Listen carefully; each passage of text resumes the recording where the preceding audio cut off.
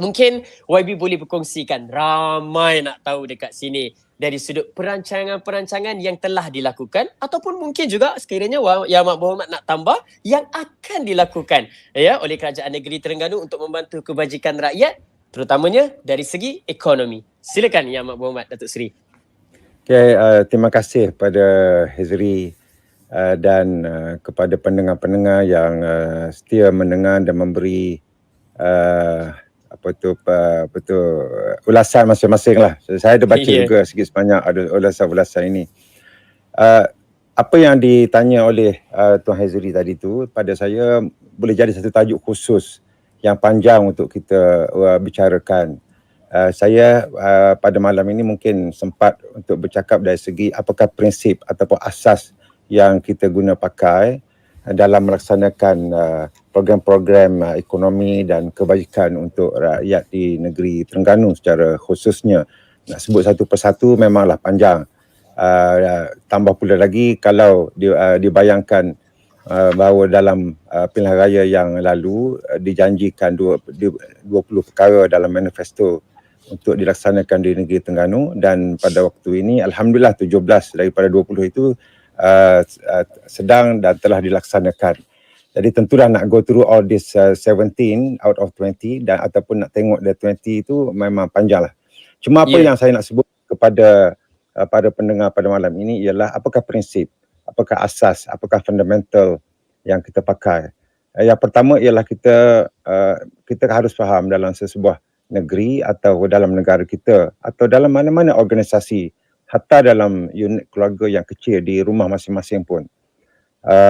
Kalau kita nak cuba address atau nak selesaikan masalah ke semua orang dalam satu-satu masa dengan pendekatan yang sama, tentu kita tidak akan berjaya.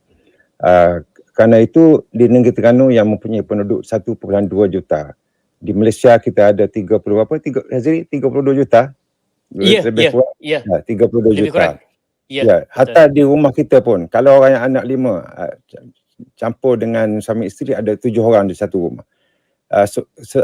Suami dan isteri atau ayah dan bapa nak selesai masalah anak dia 5 orang. Kalau 5 ada kawan saya anak sampai 17 orang di rumah. Tentulah Alhamdulillah, masya-Allah.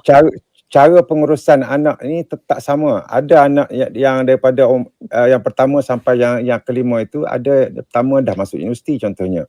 Yang terakhir yang kelima itu masih lagi duduk di tadika ataupun di pasti di prasekolah kan.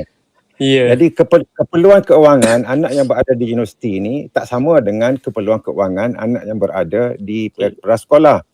Tak boleh kita nak samakan. Oleh kerana anak di universiti kita bagi 500 sebulan, maka anak prasekolah nak bagi 500 juga. Tak bolehlah begitu. Betul. Anak yang di sekolah menengah ada tak sama dengan sekolah pra. Itulah juga kaedah yang kita pakai dalam sesebuah negeri. 1.2 juta orang di negeri Terengganu, keperluannya tak sama. Maka timbullah apa yang kita sebut, yang disebutkan oleh para ulama sebagai fiqh aulawiyat. Dari segi keutamaan, mana yang perlu didahulukan, mana yang perlu dikemudiankan. Kita lihat bagaimana contoh yang dilaksanakan oleh Khalifah Umar Abdul Aziz. Semasa Khalifah Umar Abdul Aziz menerima satu surat daripada seorang hamba. Surat hamba ni Fartunah As-Sa'udah hantar surat kepada Khalifah Umar Abdul Aziz menceritakan tentang tembok di tempat dia duduk ni, di belakang rumah dia atau di depan ni ada tembok yang menghalang orang daripada masuk dan kacau lah. Tiba-tiba runtuh. Maka dia hantar surat kepada Khalifah Umar Abdul Aziz.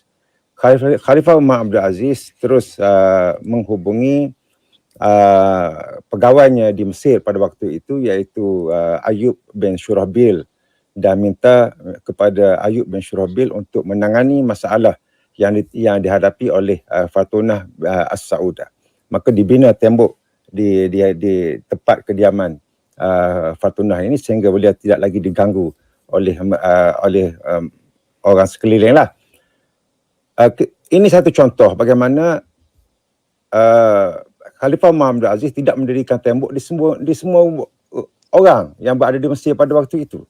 Hanya mereka yang memerlukan. Tak bolehlah orang lain kata, oh saya dengkilah kerana saya juga rakyat Khalifah Umar Abdul Aziz, tapi saya pun nak tembok juga. Kenapa dia ada tembok. Jadi Fartunah as-sauda ada sebab musabab yang khusus pada waktu itu dan orang lain tidak ada sebab yang demikian. Maka Ya. tidak diberi kepada semua orang.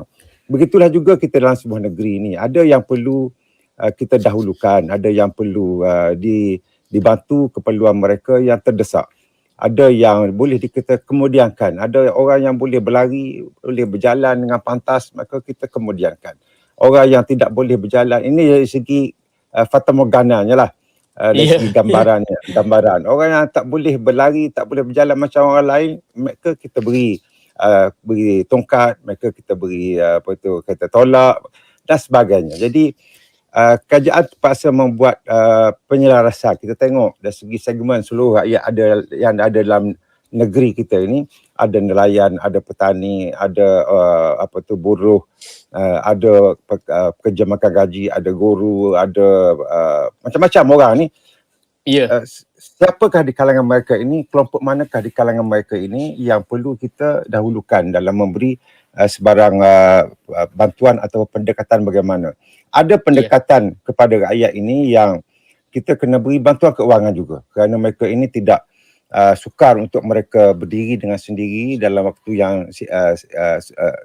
yang singkat, dan mereka perlu makan minum, mereka perlu tempat tinggal, maka kita dahulukan mereka.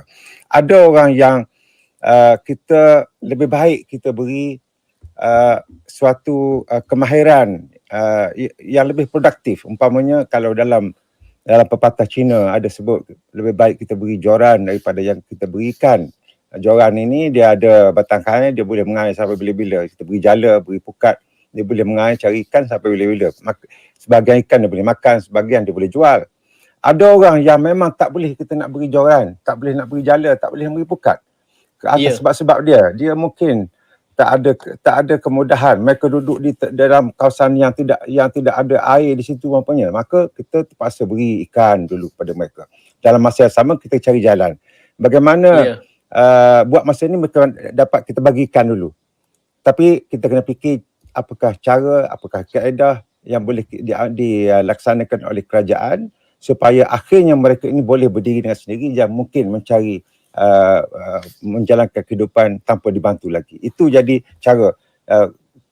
Tak boleh sesebuah kerajaan tu nak bantu seseorang tu sampai bila-bila. Kerana setiap orang ini perlu untuk berdiri, dan kerana apa? Kerana mereka juga punya keluarga yang perlu tunjuk contoh kepada anak-anak dan generasi akan datang bahawa kita sebagai manusia, amanah kita daripada Allah Subhanahu Wa Taala ialah meneruskan kehidupan di atas muka dunia ini dengan cara yang disarankan, ditunjukkan contoh oleh Nabi sallallahu alaihi wasallam dan para sahabat radhiyallahu anhum ajma'in.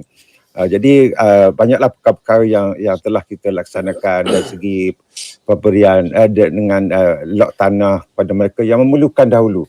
1.2 juta rakyat negeri Terengganu ni, kalau kita terus nak bagi setiap orang satu lot tanah umpamanya, habislah sampai ke tak ada tempat lah, sampai ke dalam hulu-hulu pun terpaksa kita bagi. Tapi di kalangan 1.2 juta penduduk ini, ada orang yang sudah ada 4-5 lot tanah mereka sendiri yang dibeli dengan usaha mereka sendiri.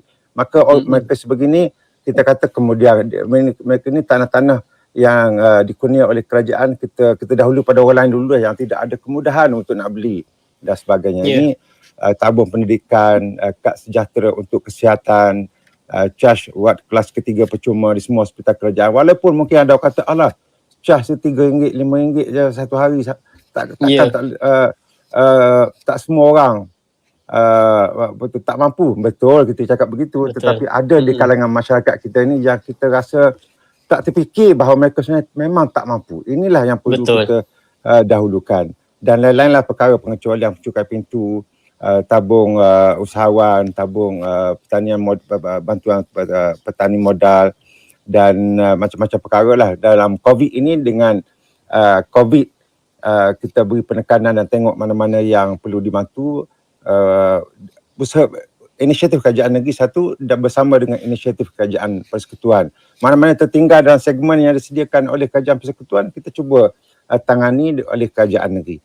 Dan satu perkara yang saya setuju dengan apa yang ada dicatatkan oleh pendengar, bahawa sangat sukar untuk kita puas hati semua orang. kita bercakap tentang 30 juta rakyat Malaysia, kita bercakap tentang 1.2 juta penduduk Negeri Terengganu. Di Selangor kita dia mungkin ada sampai 4-5 juta penduduk. Nak puas hati semua orang.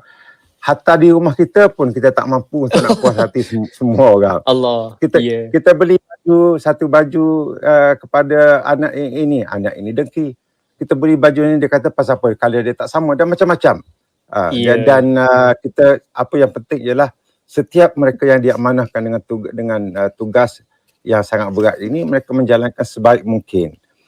Dan tentunya senantiasa akan ada orang yang tidak puas hati, tapi kita bersabarlah kerana mungkin mereka tidak mendapat gambaran yang jelas, tidak tahu maklumat yang betul. Mereka membuat tafsiran tersendiri tanpa soal siasat, usul periksa dan sebagainya. Tapi mereka adalah rakyat kita yang perlu kita cuba tekuni, kita tangani, kita sabar, kita dengan kerana yang berbagai-bagai itu, insya-Allah kesabaran itu akan dibalas oleh Allah Subhanahu Wa Taala sebagai suatu amal kebajikan yang akan berpanjangan sehingga kita menemui Allah Subhanahu Wa Taala. Itu.